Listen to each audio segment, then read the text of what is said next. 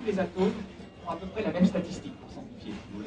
Et c'est-à-dire que c'est comme si vous jouiez au dé et qu'il y ait 1000 joueurs, c'est 1000 atomes ou composants d'atomes, qui arrivent à avoir des 6 à peu près le même nombre de fois dans un temps donné. Vous voyez, on peut dire que statistiquement, ils sont cohérents. Et à ce moment-là, si là-dedans, dans cette cohérence statistique d'échange d'énergie réelle et virtuelle, vous introduisez, si vous voulez, un atome parmi beaucoup d'autres, par exemple 1 sur 1 milliard, qui tout d'un coup, lui, viole cette règle de cohérence, cette violation de cohérence, il va la transmettre aux autres. Donc vous créez, en quelque sorte, une information de décalage statistique, si vous voulez, qui va se propager aux autres particules. Bon, c'est très difficile à expliquer parce que tout ça sort des équations, c'est extrêmement abstrait, c'est pas des objets réels. Mais ça correspond à une réalité de mesure. Hein. C'est pas... Oui. Non, je ne pense pas, parce que les champs morphogénétiques de Roper-Sheldrake relèvent d'une nouvelle physique qui ressort de la théorie des nombres. C'est-à-dire que là, on est dans un autre domaine qui est plus métaphysique, mais attention, métaphysique au sens des sciences, hein, pas au sens de la mystique ou de la philosophie. C'est-à-dire au-delà, si vous voulez, de la physique des énergies, c'est-à-dire des mouvements. C'est-à-dire que là, il faut vous référer beaucoup plus aux travaux de Hartmut Müller et de Edward Vaser, retenez le nom, qui ont fait ce qu'on appelle une théorie des ondes de pression logarithmiques. Et alors la théorie des ondes de pression logarithmique, je ne vous l'expliquerai pas ce soir, parce que c'est vraiment de la mathématique pure, et il faudra un tableau noir. Donc là, j'aurais pas le choix, il nous faudrait 4 heures. Je peux vous l'expliquer simplement, mais il faut 4 heures, on n'a pas le choix.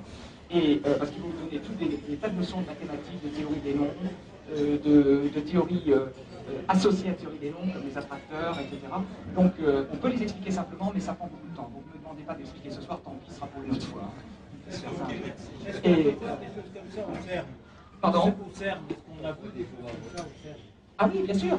De toute façon, je ne fais pas de pub hein, pour le magazine dans lequel j'écris. Moi, de toute façon, je le fais bénévolement, ça ne me rapporte rien, ça me coûte de l'argent, c'est tout. Hein, rassurez-vous, je ne fais pas de pub.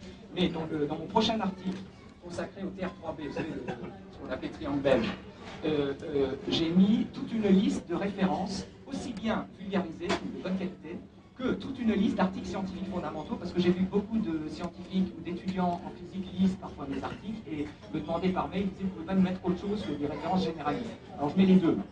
Et vous aurez la liste de toutes ces références dont je parle. C'est-à-dire, et vous verrez que certaines sont des gens du CERN. Ou qui sont dans le même cercle, si vous voulez, de recherche. Ils ne sont pas forcément membres du CERN, hein, bien sûr, mais ils sont dans des labos qui peuvent être associés. Par exemple, Kouropoulos travaille dans de la recherche associée au CERN, sans qu'il soit membre du CERN. Kouropoulos a fait des publis référés dans des publis du CERN, ce qui est plutôt rassurant. Et donc là, on est dans un domaine qui est vraiment hard science référé, hein, pour parler du moment. Et c'est pour ça que d'ailleurs maintenant, alors qu'il y a des travaux très intéressants non référés, c'est-à-dire non publiés scientifiquement, mais je me suis donné comme règle, parce que les gens découvrent ça, en particulier les ufologues, pour qu'ils puissent avoir des munitions solides. Vous voyez ce que je veux dire? Qu'ils ne se fassent plus balayer par le premier mec du CNRS venu, qui leur dit, mais écoutez monsieur, c'est passionnant ce que vous dites, mais enfin scientifiquement, ça ne tient pas la ligne. Alors moi, je leur donne des outils dans mes articles, je dis, voilà, je vous donne des listes référées, et si un gars du CNRS vous balance, c'est de la foutaise, vous lui dites, monsieur, à ce moment-là, c'est dire que Foundation of Physical Matter est de la foutaise. Vous voyez ce que je veux dire? Alors là, je lui souhaite bonne chance. Oui, mais excusez-moi, je suis désolé d'intervenir, mais cela dit, si on cite à la place un article publié dans Top Secret, je suis désolé, mais le CNRS, on n'aura pas l'air. Mais ne citez pas Top Secret, surtout pas. Vous prenez les listes référées que j'ai mis, et qui vous renverront d'ailleurs sur des sites, parce que je mets aussi des listes de sites où vous avez des liens référés. Vous n'êtes pas obligé de prendre ceux que j'ai choisis ceux qui me paraissent les plus caractéristiques, mais vous pouvez prendre les liens qu'il y a sur d'autres sites scientifiques où vous avez des liens à référer, et puis vous ne citez que ça. C'est tout. Et je vais dire par là que, par exemple, quand vous avez par exemple un article de Costa de Beauregard, je vous souhaite bonne chance pour trouver un seul scientifique en France qui va cracher sur Costa de Beauregard, qui est un des plus grands génies de aussi bien la relativité que la mécanique quantique française du XXe siècle. Je veux dire, cet homme est une référence, véritablement. C'est un génie, authentiquement. Et c'est ce genre de référence que je donne. Hein. Je ne donne pas des illustres inconnus sous thésard dans une université de province. Vous voyez ce que je veux dire? Je donne des gens qui sont des références. Lorsque vous citez par exemple Sakharov, je pense qu'on n'a pas besoin de faire un tableau, mais les gens qui s'intéressent à la science, tout le monde connaît Sakharov par ses combats pour la liberté en Russie. Eh bien Sakharov, il faut savoir que lorsqu'un prix Nobel, si vous voulez, fait un travail de fond qui est allé sur des années et qu'il attend 10 ans pour le publier en 1968 avant d'être sûr, on peut dire que ces publications ont quelque intérêt, même pour les scientifiques le plus difficile, le plus rigoureux et le plus étroit. Vous voyez ce que je veux dire? C'est pour vous rassurer. Mais attention, j'insiste beaucoup, moi-même, faisant de la science, me passionnant pour la physique, j'ai décidé de faire le sale boulot, c'est-à-dire de vous rassembler tout ce qui est référé, etc.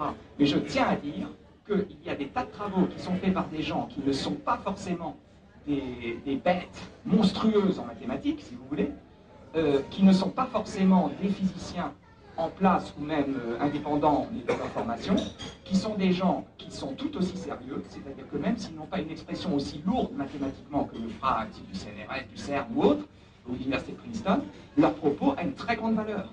C'est-à-dire que moi j'ai vu des approches théoriques pour lesquelles j'ai le plus grand respect, même si leur formalisation mathématique est extrêmement légère. C'est pas forcément un problème. Vous voyez ce que je veux dire? C'est plein de bon sens et souvent ça repose sur des expériences rigoureuses, très bien observées. Et après, de toute façon, je vais peut-être vexer s'il y a des scientifiques dans la salle, mais c'est un autre scientifique qui vous le dit. Je vais vous dire franchement, les forts en thème, ça court les rues. C'est pas un honneur d'être fort en thème. Parce que les types qui sont des bêtes en maths, j'en connais une tapée.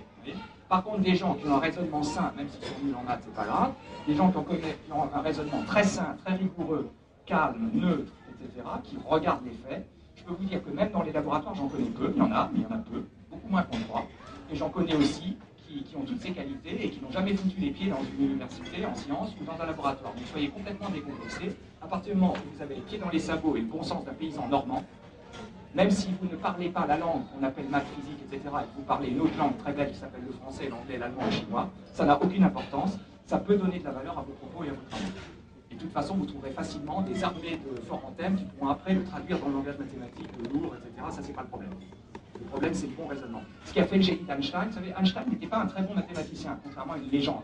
Parce que pour l'année Einstein, on nous présente que c'était un génie en maths, c'est pas vrai. Je peux dire que des types qui sont passés derrière lui ont fait 10 fois mieux que lui en reprenant ses équations. Et vite fait. Einstein, par contre, a été un paysan normand qui avait un raisonnement très sain.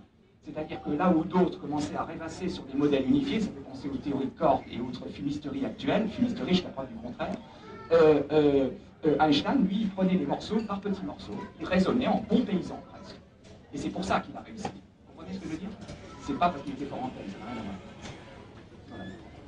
Enfin voilà, en gros. Alors donc, je termine avec la mécanique quantique. Et alors, si vous voulez, il se trouve que lorsque vous avez, si vous voulez, ces changements de cohérence d'état, si vous voulez, on observe que les particules subatomiques, mais attention, là on parle au niveau de l'électron, au niveau des quarks, etc., peuvent littéralement inverser la masse